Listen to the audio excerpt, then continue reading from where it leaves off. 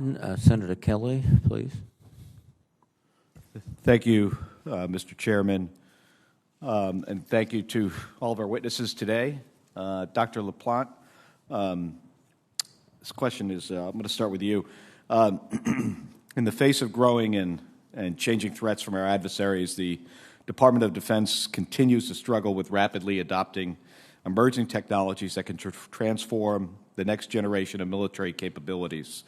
It's clear to many of us that the edge in future warfare will belong to nations that effectively modernize their capabilities by harnessing disruptive technologies like AI, cyber, quantum computing, and advanced microelectronics to upgrade and adapt their way of fighting.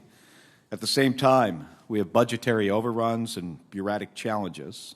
While I have supported bipartisan efforts to develop new technologies, I also know that we can't spend our way out of these challenges.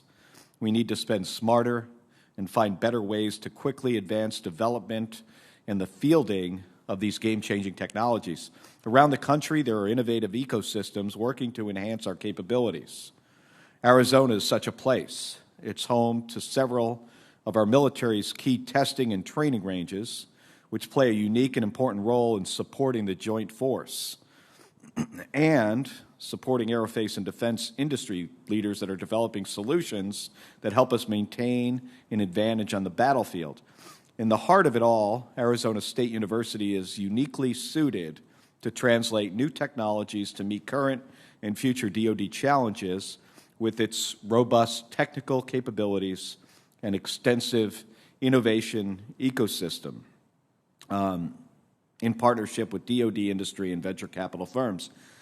So, Mr. or Dr. LaPlante, I know that you have a solid background and understanding of the industry and the emergent threats that we face. If confirmed to lead acquisition and sustainment, what will you do to strengthen the support of these innovation accelerators so these ecosystems can more rapidly transition new technology into field deployable solutions?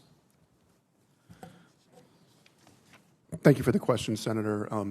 What you talked about a regional ecosystem in Arizona, as you point out, that is the future. There are several of these ecosystems all over the country. I'm actually on the board of a nonprofit of an advanced manufacturing institute in Michigan that is transforming how new manufacturing and engineering techniques are being used. And a lot of these regional associations, as you just pointed out, have strong ties to academia. I think what I plan to do, if confirmed, is really accelerate these public-private partnerships that are happening around the country and make sure that we are out there explaining our problems to industry and academia and also showing them, hey, there's hope. If we fund you, we're not just funding you for your prototype, but you can have a line of business. If it's successful, we'll get it into a production line. I think that last piece is what's been missing. Well, thank you. Mr. Raven, I'm going to transition to something that's kind of on the other end of the spectrum with technology and is more about moving stuff. So I'm a graduate of the United States Merchant Marine Academy, and I've been very concerned about the decline witnessed in our Merchant Marine over the last 50 years even. In fact, I'm focused on our Merchant Marine because I believe not doing so puts our military and our nation at a strategic disadvantage, particularly as our military pivots to great power competition with China especially, a nation that's putting significant resources into modernizing its fleet and conducting a growing number of naval operations and maritime activity in more distant waters. So, Mr. Raven, what priorities should the Navy be placing on our military Sealift capabilities in light of the pivot to great power competition? Senator, those capabilities are key to our warfighting capability. Being able to sustain forces that are forward deployed, whether it's material, fuel, or other capabilities, is at the heart of that. I'm encouraged by the Navy's recent efforts to look at commercial vessels to leverage that capability, but if confirmed, I pledge to take a top-to-bottom look at those capabilities and consult back with you. Well, I hope you work with our office, because right now you say take a look at commercial vessels. So the Chinese have a merchant fleet of about 5,500 ocean-going merchant ships.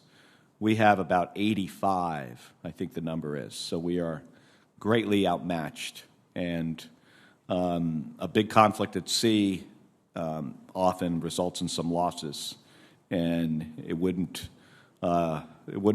take much time before we are at a strategic disadvantage, and we're not going to be able to resupply our troops.